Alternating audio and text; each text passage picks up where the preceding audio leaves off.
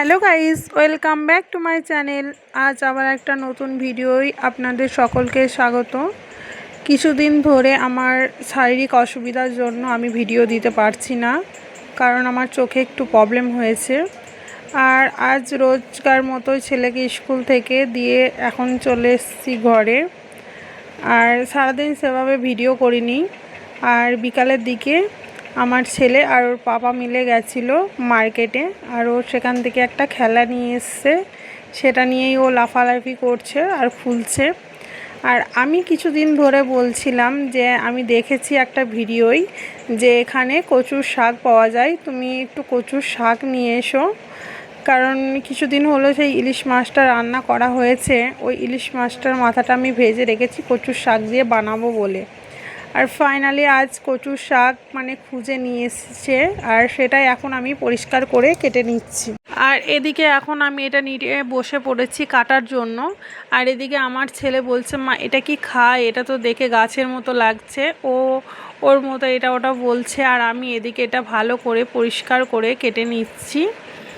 কারণ আবার একবার চিন্তাও করছি যে খেয়ে গলা কুটকুট করবে কি না। তবু ফাইনালি এটা ভালো করে ধুয়ে পরিষ্কার করে আমি 2-3 বার জল দিয়ে ধুয়ে নিয়েছিলাম। আর রান্না করার পর এটা তো খুবই সুন্দর হয়েছিল, আর গলা ধরেনি যেটা ভাবছিলাম। আর ফাইনালি এখানে ভালো করে ধুয়ে কড়াই একটু জল দিয়ে এটা এখন আমি ভালো করে ভাপাতে বা সেদ্ধ করতে বসিয়ে দেবো। আর এই যে ইলিশ মাছের মাথাটা আমি আগেই ভেজে রেখেছিলাম, আর সেটা এখন ফ্রিজ থেকে বার করে নিয়েছি। আর এটা মধ্যে অল্প একটু লবণ আর একটু হলুদ দিয়ে সেদ্ধ করে নেব।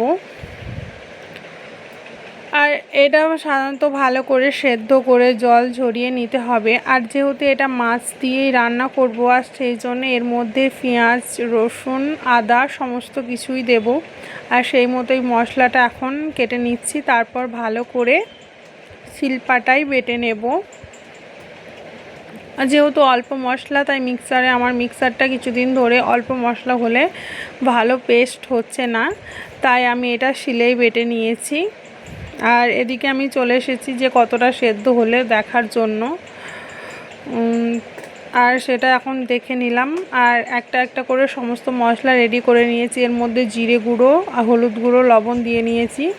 আর ফোড়নের জন্য শুকনো লঙ্কা, 5 ফোড়ন নিয়ে নিয়েছি। আর এদিকে এটা ভালো করে সেদ্ধ হয়ে গেছে, আর তাই এটা নামিয়ে রেখে দিয়েছি জল ঝরানোর জন্য।